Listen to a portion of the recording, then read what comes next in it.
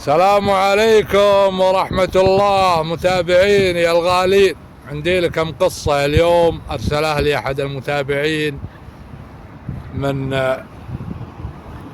بني خالد، القبيلة المعروفة، قبيلة طيبة وعريقة، قبيلة صاحبة تاريخ وصاحبة امتداد على الوطن العربي كافة. يقول أخويا الغالي، يقول كان عندنا شيخ من شيوخ بني خالد اللي بنجد، اسمه الشيخ هذا سعد. يقول كان راعي خير، رجال تاجر، راعي حلال وراعي بيوت. والقصة هذه حدثت في الأربعينيات الهجرية. يقول كان يجيه ضعوف يطلبونه بيوت ويسكنهم بالبيوت، وليا توفى أبو هالضعوف طلب هالضعوف وتنازل لهم بالبيت كامل. طلب الكاتب وقال من سعد إلى ورثة هالمتوفي وهبتهم هالبيت هبه. يقول بيوم من الأيام جاء راعي مطيه، قال يا شيخ سعد أنا أبوك أعطاني مطية هكد عليا وترزق الله عليا، والمطية توفت، ماتت قبل شهر،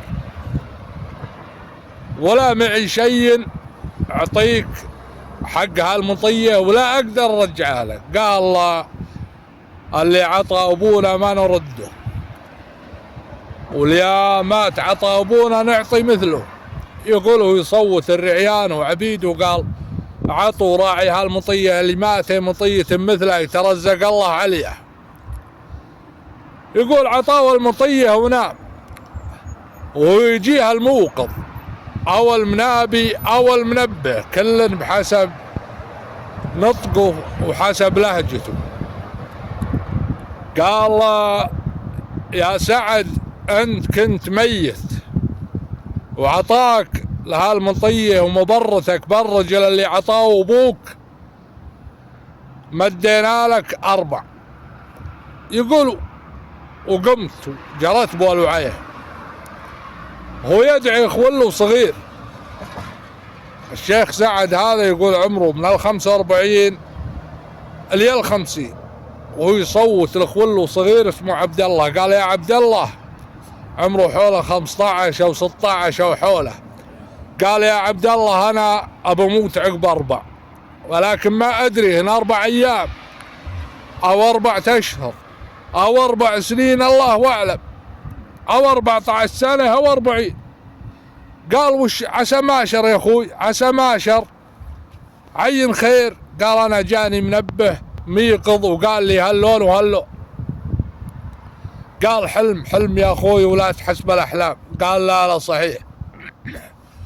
يقول سبحان الله أمضى 4 أيام وهو يصخر، هو يصوت لأخوه قال اكتب وصيتي، ويوصي على هذه وعلى هذه والفلان والفلان.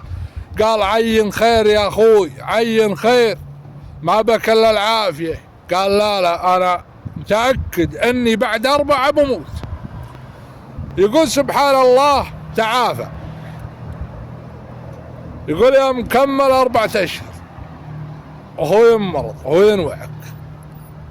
قال هذا حلمي، وهو يدعي أخوه مرة ثانية ويقعد يوصيه، وأخوه عنده صغير يبكي لا يا أخوي عين خير يا أخوي، لا تخليني يا أخوي، لا. يقول سبحان الله ويتعافى.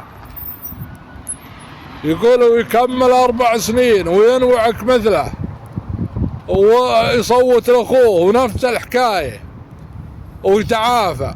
يقول يوم كمل 14 سنة وهو ينوعك ويدعي أخوه. قال هذا حلمي يا عبد الله. قال يا شيخ سعد، يا أخي سعد، الأولى ما صارت، والثانية ما صارت، والثالثة ما صارت، وإن شاء الله هذه ما تصير. وتكفى يا أخي، لا تتبع الأحلام ولا تصدق. قال الموت يا خيي يا عبد الله دخل مع رجلي وجها للقبلة، وجها للقبلة، ويوجهه للقبلة ويوصيه ويتشهد ويموت.